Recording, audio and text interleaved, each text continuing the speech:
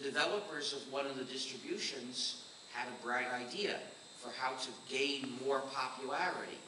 They could add some non-free programs to their distribution and present those to the users as a bonus, saying, use our distribution, look at what you get.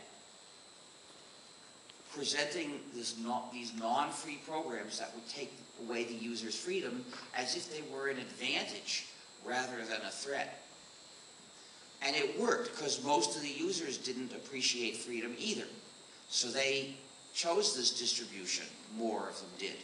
And then the developer, oh, they have an advantage. We have to get rid of their advantage, so we have to put in the same non-free programs or similar ones in our distribution too.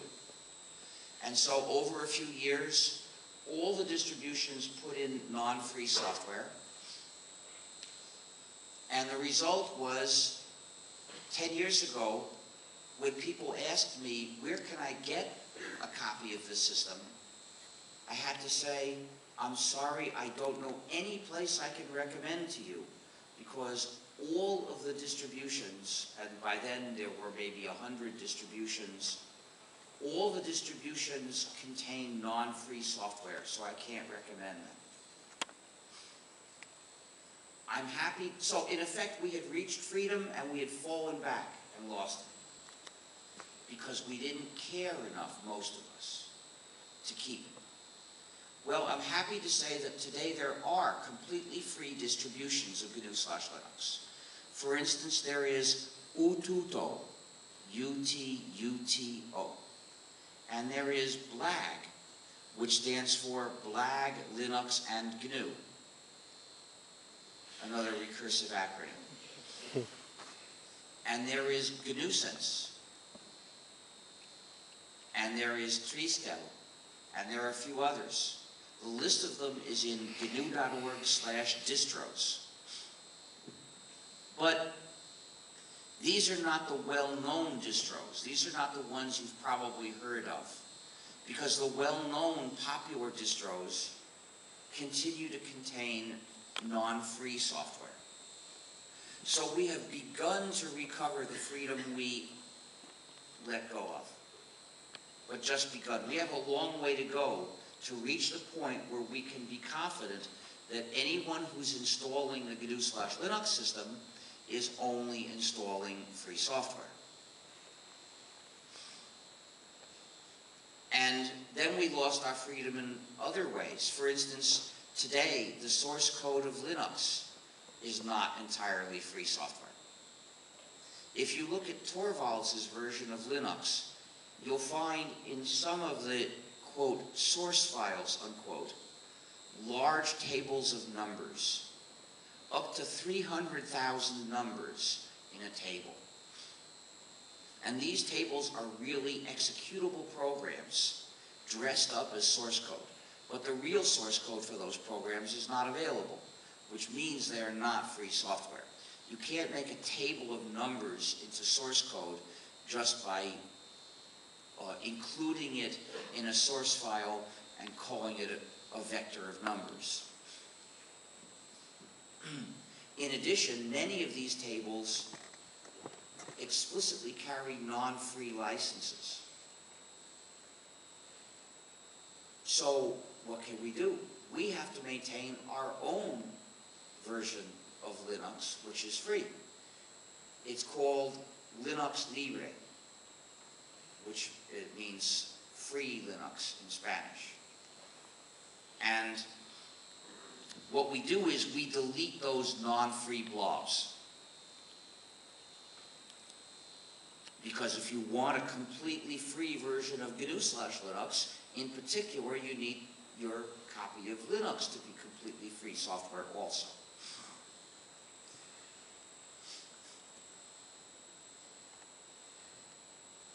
So these are two examples, but there are others. It's very easy to lose your freedom if you don't appreciate it. So please help us stand up for the idea of free software and freedom. Help educate others. Nowadays, there's a new way to lose control of your computing. It's called software as a service. With software as a service, instead of doing your computing on your data in your own computer, you send the data to someone else's server, and your computing is done by software, well, you don't know what software, and then it sends you back the results. Or it may act for you directly based on those results. But the point is, it's done some computing based on the data you sent. And you don't control that computing because it's being done in somebody else's server. So, software as a service is equivalent to proprietary software in that both of them take away your control of your computing. Now, some proprietary programs have a malicious feature called spyware, where they send data about the use of the machine to someone else, the developer or someone related to the developer. This requires explicit code to send out messages with the information.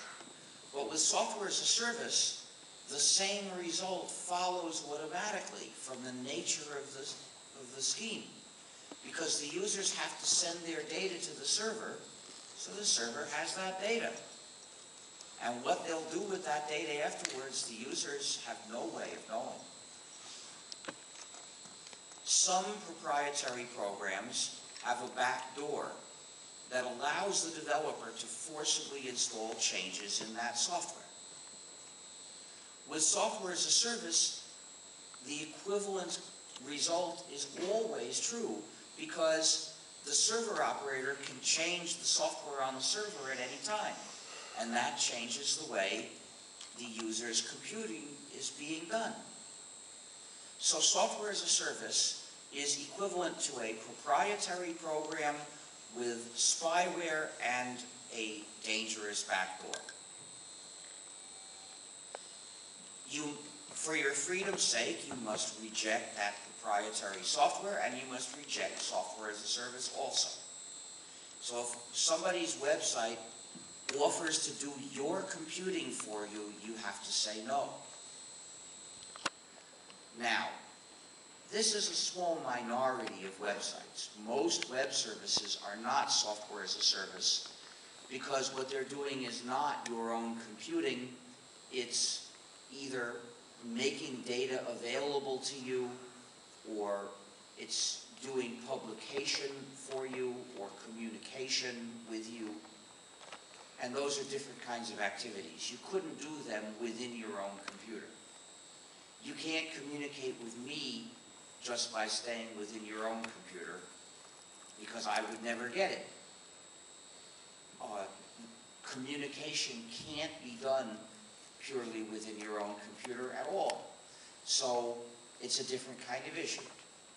But when it comes to doing your computing, there you need to reject the offer to let somebody else's server do it for you.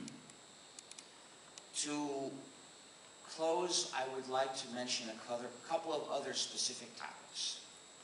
One is free software and employment. Sometimes our adversaries try to suggest that if the world switches to free software, we would have a disaster for employment. That's ridiculous. Look at the employment in the IT sector.